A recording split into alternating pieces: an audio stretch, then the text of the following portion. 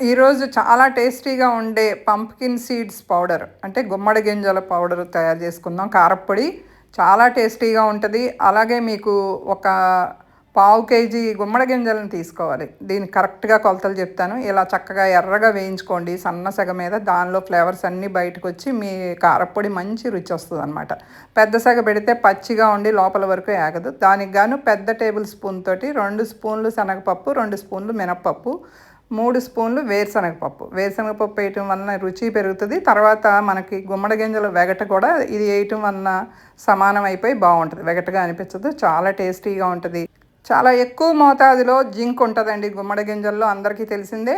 దానివల్ల ఇమ్యూనిటీ బాగా పెంచుతుంది. రోగాల బారిని పడకుండా ఎన్నో రకాల పోషక విలువలు ఉన్న గుమ్మడి గింజల కారప్పొడి చాలా టేస్టీగా ఉంటుంది. ఒక్కొక్కటి అన్నీ కూడా అలా ప్లేట్లో పోసేసుకోండి. చాలా కొంచెం ఆయిల్ వేసుకోండి. ఎండుమిరపకాయలకి ఆయిల్ వేయకపోయినా బాగానే ఉంటుంది, కానీ చిన్న గొట్టు లాంటిది వస్తుంది మనం వేయించుతున్నప్పుడు. అసలు అది సమంగా కూడా యాగవు అవి. కొంచెం ఆయిల్ వేసేటప్పటికి చక్కగా ఇలా చక్కగా ఏగటానికి వీలుగా ఉంటుంది. మనకి వాసన దగ్గులు అవి రాకుండా ఉంటుంది. వేయించేటప్పుడు చాలా దగ్గు వచ్చేస్తుంది ఎండుమిరపకాయలు వేపుతున్నప్పుడు.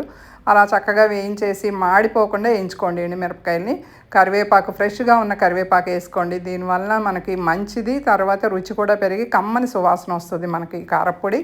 చాలా బాగుంటుంది. విడిగా ఎలాగూ మనం కరివేపాకు తినలేం కాబట్టి ఇలా కొంచెం వేసుకోండి. ఫ్రెష్గా ఉన్న కరివేపాకు ఇలా పొడి పొడిలాడుతా అయ్యే వరకు వేయించేసేసుకొని అన్నీ కూడా చల్లారనివ్వండి. జీలకర్ర మాత్రం వేయించొద్దు. కొంతమంది వేయించుతారు, కానీ వేయించేటప్పటికి రసం పొడి వాసన వస్తుంది. అది కూడా అంతే. 2 టేబుల్ స్పూన్లు, 3 టేబుల్ స్పూన్లు మాత్రం ఉప్పు. ఈ ఉప్పు మాత్రం చూసేసుకోండి. కొంతమంది చింతపండు వేసుకుంటారు. చింతపండు వేయకపోయినా బాగానే ఉంటుందండి. అందుకని అనవసరంగా వేయటం. చింతపండు వేస్తే కనుక ఎండుమిరపకాయల శాతం పెంచుకోండి. అలాగే ఎండుమిరపకాయలు పెంచితే ఏమవుతుందంటే మనం తినటానికి ఎక్కువ పొడి తినలేము అనమాట. ఎక్కువ పొడి తినాలంటే ఎండుమిరపకాయలు కారం తక్కువ ఉంటే ఎక్కువ పొడి తినడానికి మనకు ఉపయోగంగా ఉంటుంది. ఇలా వెల్లుల్లి కూడా వేసేసి పల్స్లో పెట్టి మిక్సీని పల్స్లో పెట్టి తిప్పేయండి. 2 సార్లు తిప్పితే మీకు వెల్లుల్లిపాయలు కూడా నలిగిపోతాయి. మొత్తం అంతా పైకి కిందకి ఒకసారి కలిపేసేసి ఇలా సీసాలో నిల్వ చేసుకుని వేడి వేడి అన్నంలో దోశల్లో వేసుకుంటే భలే ఉంటుంది.